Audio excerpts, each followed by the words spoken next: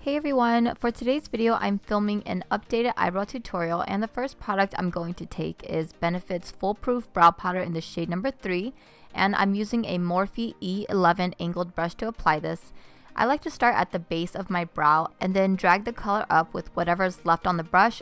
I like to take my time when I do my eyebrows, so I'm only taking a little bit of product so that I make sure I don't apply too much. So the techniques I show you guys in this tutorial is probably not ideal for every day because there are so many steps. This is definitely a special occasion, or if you know that you're going to have a lot of time. At least for me, it's just not realistic to do my brows like this every morning. Now I'm tapping into the darker color and just lightly filling in the tail of my brows just so that it can guide me for the next step. Now I'm taking Benefit Cosmetics Cabra in the shade number 3, and I'm using my Dose of Colors angled brow brush, which has a spoolie on one end.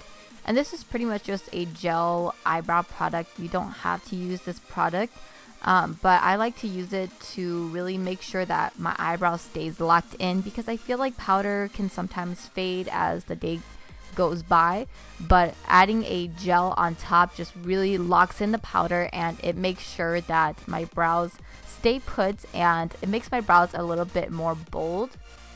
So I like using gel on the ends of my brows too, because I don't have a lot of hair there, and I just love the way that gel looks and it stays put on my skin versus powder, because powder tends to stick to hairs, and since I don't have a lot of hair at the end of my brows, that's what gel product is really great for. But if I were going for a more natural brow, like if I wasn't going to wear makeup and I just wanted my brows lightly filled in, I would not use a gel product. I would just use a pencil or use a tiny bit of powder. But if I know that I'm going to wear a full face of makeup, I love using gel products. You want to be really careful when you're filling in the beginning of your brows. You want to make sure that it's not too dark. So I'm just taking whatever was left on my brush and just lightly filling in the front and then going in with the spoolie, making sure that it's all blended out together.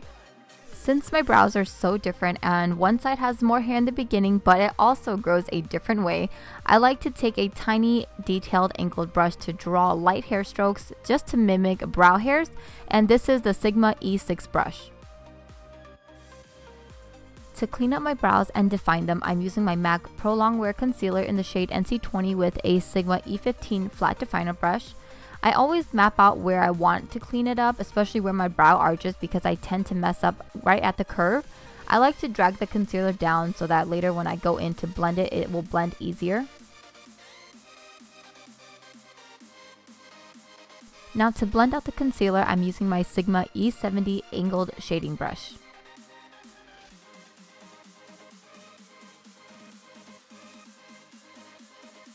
I only like to carve out the tail of my brows. I don't usually carve out the top of my brows anymore because I feel like it can start to look too bold, which isn't the look I'm going for. Now to add some dimension to my brows and make them look a little bushy, I'm using the Benefit 3D Brow Tones. It has some shimmer in it, so that will reflect light and give my brows that bushy effect, but in a good way. I like to coat my brows in it first before I start brushing it out. I like to think of it as mascara, but for my brows. So I hope that you guys were able to pick up a few tips from this brow tutorial, but these are the finished brows. Thank you so much for watching.